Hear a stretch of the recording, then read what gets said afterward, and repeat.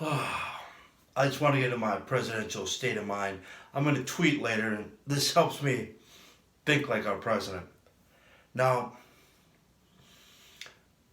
this guy that Trump took out has killed over 600 Americans, most of them on the road that he died on, and he's injured and maimed thousands more. I want to say something to Bush II and to Obama. They killed one American. Trump killed their number one military leader and number one terrorist. They haven't killed any more Americans. Had Bush II done that when they killed the first American on that road, there wouldn't be 600 dead Americans on that road. There wouldn't be thousands of American soldiers missing arms, legs, what have you. They kill one of us, we kill a very important one of them. That's how you end wars. That's how you stop killing. Think about it. If the first casualty, if Hitler would have killed somebody and Hitler would have been killed, World War II would have been really short. But given the fact we didn't kill Hitler right away, the war went on for years. You have 6 million dead Jews, 20 million dead Russians, and all of Europe's laid to waste when, killing Hitler or killing somebody very close to Hitler would have sent a message that you're not going to enjoy this war. And since 1979, this is the 40th anniversary of war with Iran. A lot of liberals don't like that way of phrasing it, but they overran the American embassy. They took 52 hostages. Trump has 52 targets in memorial of those 52 hostages. The nation of Iran has been at war with us since 1979. They declared war. They've never undeclared war. They run around and chant, death to America, death to America, death to the Jews. Death to America, death to America, death to the Jews. I think they mean it. And whether they really mean it or not, it's kind of like having a written goal. If you say something often enough and repeat it every day, it starts to happen. They've killed a lot of Americans and no Iranians have died.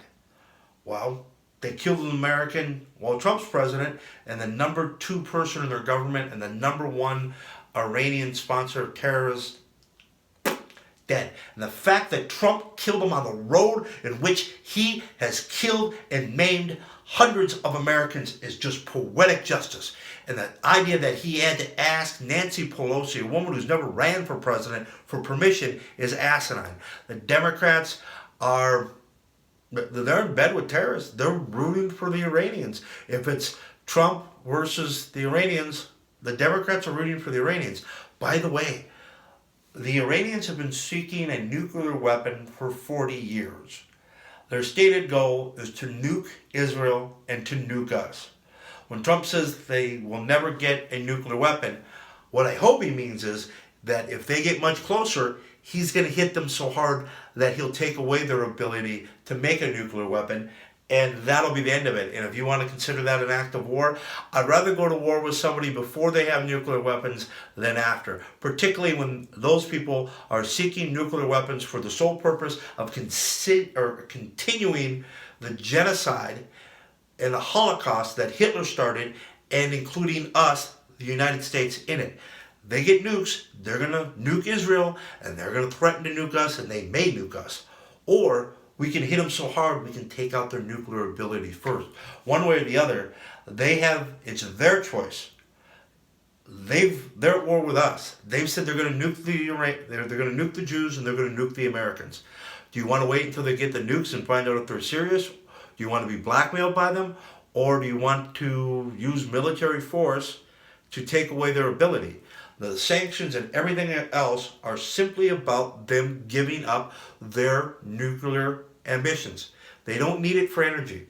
They've got more than enough oil, more than enough natural gas. They don't need nuclear power. They simply pursue nuclear weapons so that they can continue what Adolf Hitler started, which is the total extermination of the Jews and nuking and defeating the United States. And you need to decide, do you want to go to war with Iran after they have nukes or before?